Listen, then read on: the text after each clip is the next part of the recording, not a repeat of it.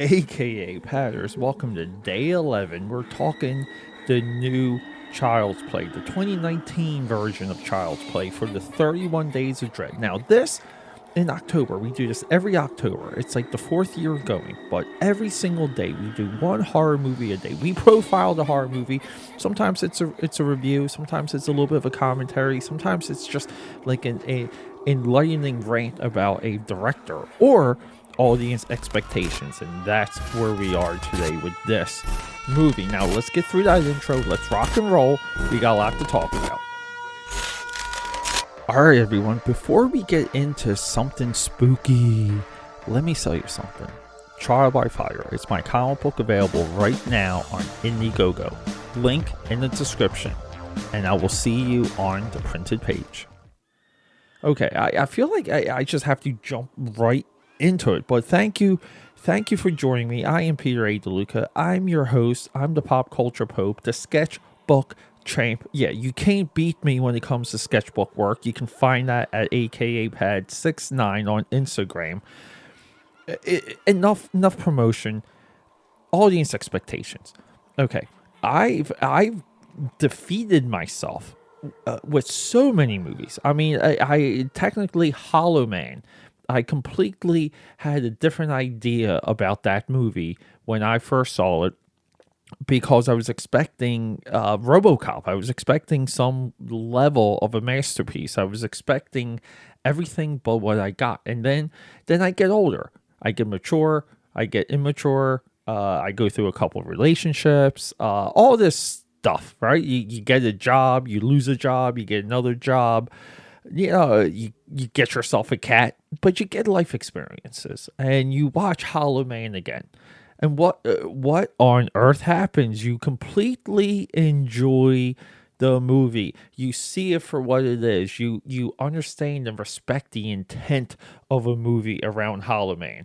And then slowly, like a slow molasses drip, you're impressed by the movie and you like it. You respect the movie so much for what it is because you kind of maybe through like a pinhole, you see the intent of the movie and you respect how well it's executed. Is this did I just live through my Hollow Man experience again with the 2019 Child's Play? Because I hit like every review when it came up on YouTube. And I say this so much. I say it and I say it and I say it. This podcast, the AKAPAD Audio Audacity, it's all about the long form conversation. We hot takes, no. I mean, I understand that some of the 31 Days of Dread it's hot take driven. But in no way am I ever closing the chapter on any of these movies ever. Okay? Now, every single YouTuber completely trashed this movie. No one seemed to like it. This movie somewhat seemed DOA, dead on arrival. Dead or alive. No, dead on arrival. And the part of the conversation that emerged from watching Child's Play 2019 was that it was kind of like a Amazon device or like a Google Home, one of those, like a Siri, and it just went nuts, and that was the spin.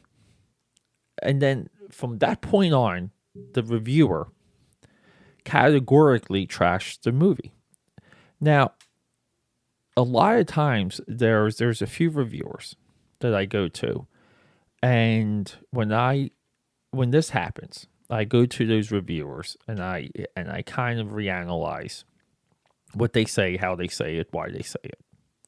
I didn't do that for this one. I watched this movie back to back twice. Well, back to back within a week.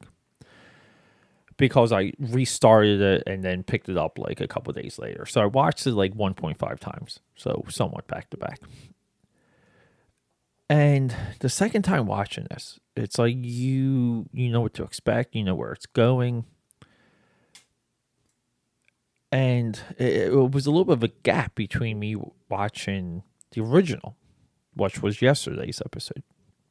So I'm going off of memory with the original. And the original, the only stuff I remember from Child's Play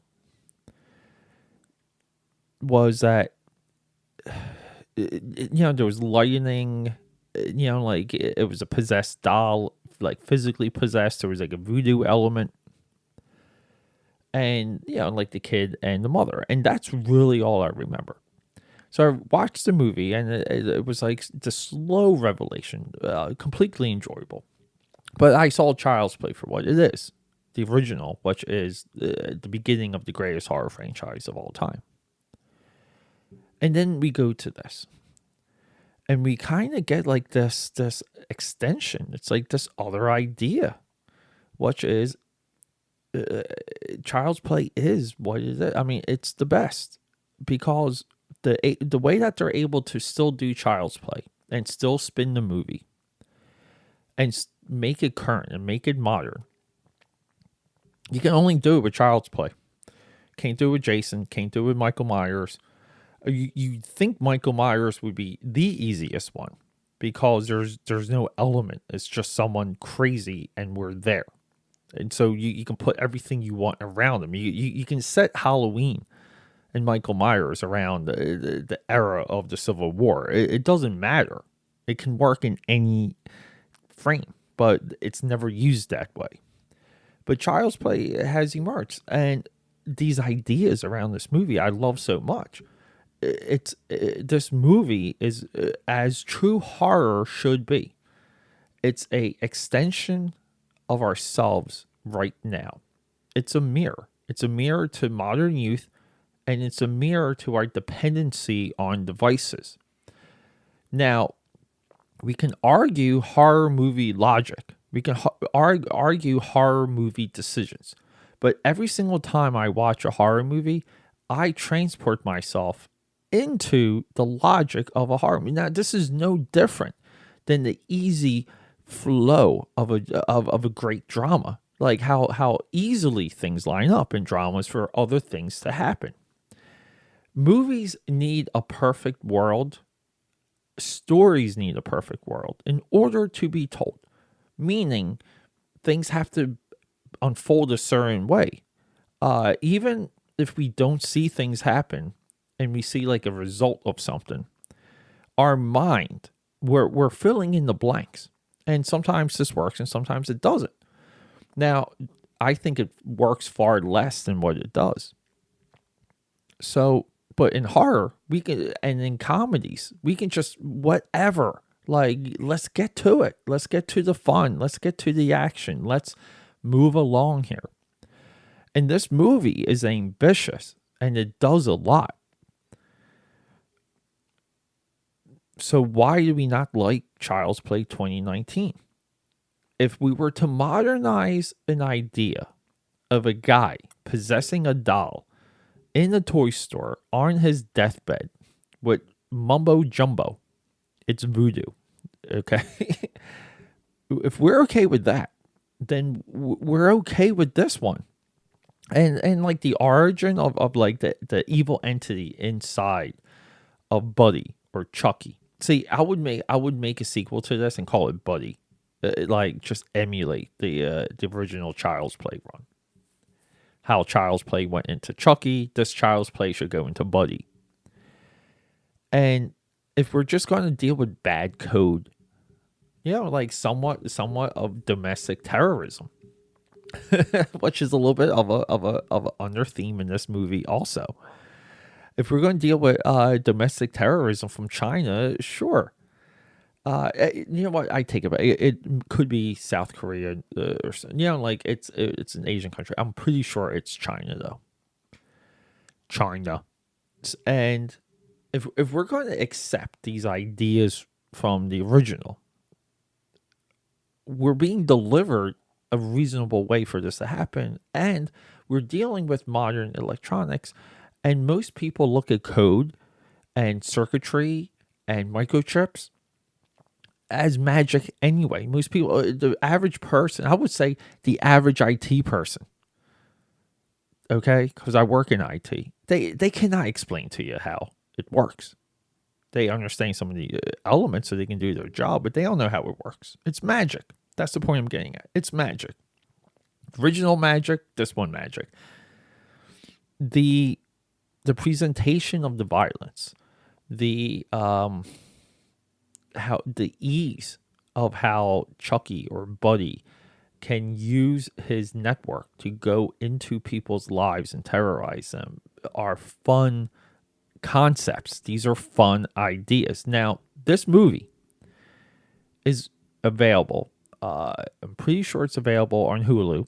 You can check it out on Hulu, and it might be also available on Amazon Prime. It's one of those like crossover free watches. I think this movie deserves an audience. I think this movie deserves to grow. Don't trust the YouTubers. Don't trust these hot take reviewers. This is what AKAPAD's audio audacity is all about. It's about finding something like this that was destroyed because of a weird level of expectations that for me goes back to Star Wars Episode 1, Matrix Reloaded. It's a long list, but then I learned to become an audience member. I learned to become the market that this movie was made for, which is someone that just wants whatever. You never like all the deaths in any horror movie. You never agree with any of it. You never agree with all the decisions. But if you could surround it with good filmmaking and storyline wise, like chaos, and then you get good actors in and out of the movie, I don't know. I think this movie has the right intent. I think it has the right execution.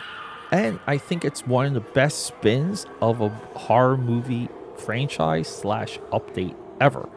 I would put this right next to Suspiria, also available on Amazon Prime. Oh my God, is that a fantastic movie? As an update.